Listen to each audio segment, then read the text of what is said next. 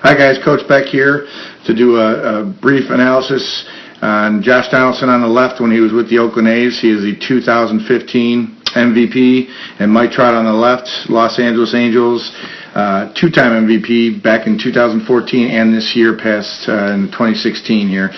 So what I'm going to do is just going to go through briefly how these two hitters generate their power from load to launch, and they do things very efficiently in their swing progression that enables them to get powerful, to see the ball long, to get the barrel on the same path as the pitch, and drive the baseball consistently. So basically, when I do these videos with my hitters, I always look at kind of a basic stance, guys, like feet, knees, hips, shoulders, square to home plate, and these two do this very well. A lot of past and present MLB hitters do that. Just get squared up to the plate, just so they can create good forward movement to the ball.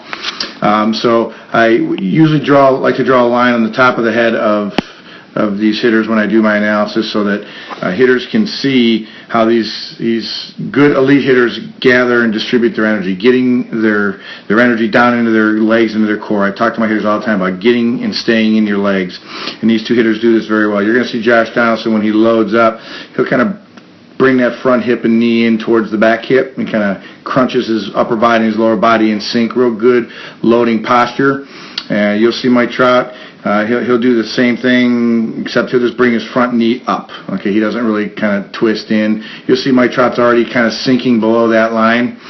Another thing I like to do is I like my hitters to be able to see kind of the forward movement where their hip is when they start their swing progression to load to launch, to when they actually get that front foot down. So you'll see here, as these two hitters here are getting ready, they're gathering their energy. The one thing I wanted to show is when they load up into their core and their legs, the front shoulder stays closed. And that front shoulder is going to stay closed all the way down to right before they swing, when the front foot hits the ground. So I'm going to take those arrows back out of there, and we're going to continue the progression where Josh Donaldson just finishes his crunch, his load position, and then he starts his stride, and you're going to see him get below that line, getting his energy and his weight sinking down into his legs and his core as he gets his front foot down.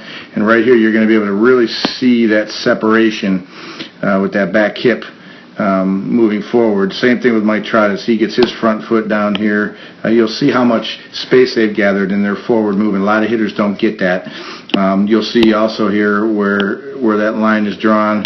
That's a good launch position. It's a good gathering process here to be able to start their forward movement. Again, you saw where I had the arrows on the shoulder when the loading process was getting the leg up, but you're also going to see the same thing. Front foot is down and the front shoulder is still closed. You'll also see here that they both start their hip turn before they actually get that front heel flat on the ground. Mike Trout, same thing. They'll start that front hip opening up, but the shoulders and hands still stay closed and back.